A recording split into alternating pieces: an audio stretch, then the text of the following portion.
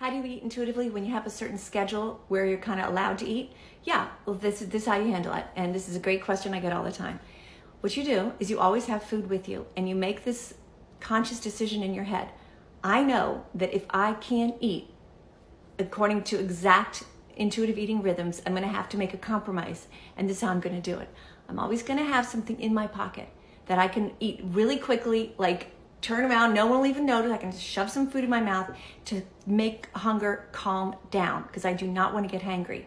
And I will learn how to do that. I will learn what little food or whatever it is I have in my pocket works.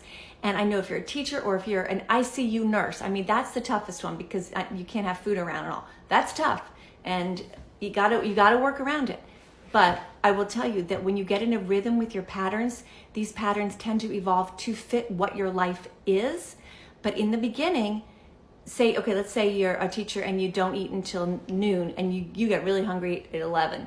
Have something in your pocket. Take a few bites and say, okay, I'm not trying to make it so I'm not going to eat lunch. All I'm trying to do is make it so I can get there without being hangry. Because again, in a video I did earlier today, being hangry ruins eating. It's not calm, it's not joyful, it's a stress fest. So you want to take care of yourself. And in general, in your life, of course, it would be nice if we could design our lives for a priority on rest and eating, because they're both like incredibly important things that we just go, well, whatever, work your schedule around it. But it is what it is. And do your best to, like, one of the things I say to do every day, one of the big three is make sure you have food with you.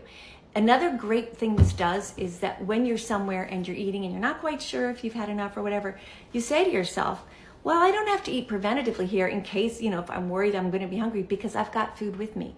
So if I always have food in my car, in my purse. I work at home, so I don't have to have it at my office desk, but if I did, I would.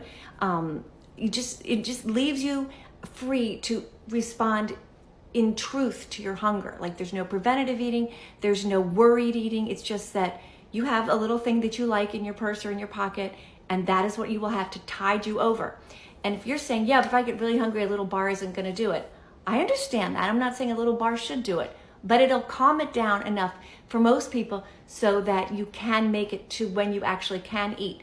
And if that isn't good with your lifestyle, I honestly tell people, take a good hard look at your lifestyle. Now, I know, if you're a teacher, you're not going to not be a teacher or whatever profession, but try to plan your life so that something as important as when you eat is validated by the schedule you choose for yourself. All right.